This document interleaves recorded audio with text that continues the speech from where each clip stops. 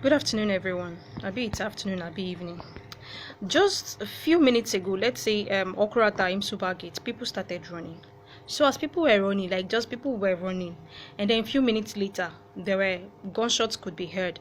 So my window, like I stay upstairs now, so I could see everything through my window. So I was viewing through my window.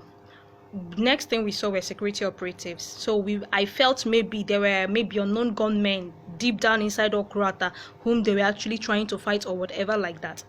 Okay. We just kept hearing gunshots and people running. After that, after a little while, they just blocked the road and then started trekking down to streets. Even my street, there was practically nothing happening in my street. No, I could specifically tell you there was no any unknown gunman in sight. There was no one in sight, but they walked down through my street, shooting directly. Like I was fucking. That was even what prompted.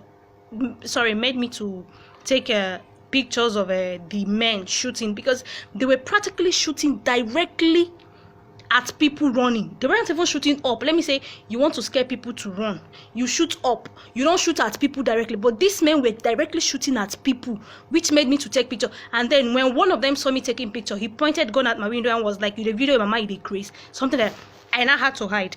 Okay. So this whole thing, and they were even forcing shop owners like to actually close down their shops and thing. The whole truth of the thing is, I'm actually beginning to wonder if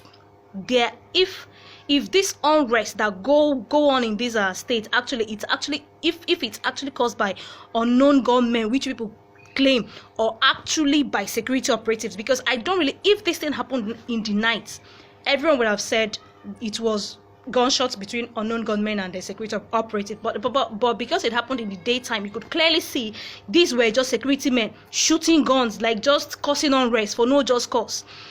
Okay, this whole thing had passed. I mean, like after the whole shooting, they left. It was now that we actually found out they actually shot someone in my hostel. Like one of the bullets, actually, I don't know, they said the girl was walking down to her room or something when the bullet just passed, like scratched her hand or something like that. So she got wounded. She got wounded, so blood was flowing. So let's assume, I would post the picture of the bullet. Let's assume this girl wasn't so lucky enough. Like this bullet actually went down into her heart. Went straight into her heart, or maybe her skull, or maybe somewhere vital, her tummy or anything. She would be lying dead flat, Abby. And then let's assume it happened in the night. People would say it's stray bullet, and then people would say it's unknown gunmen. Why she was actually shot by security operatives? Assume these men were shooting up, it would have even made a little bit sense. But I practically saw these men shooting directly at people running. And when I tried taking pictures, one of them pointed gun directly at my window and I had to run to hide. So let's assume now someone was shot dead last night, a student. We heard gunshots like this one. The next morning we saw a student lying inside the gutter. So what could practically guarantee if that student was shot dead by unknown gunmen or be security operatives? Because with what happened this afternoon, I'm practically certain not everybody who died during these shootings were actually killed by men who are unknown.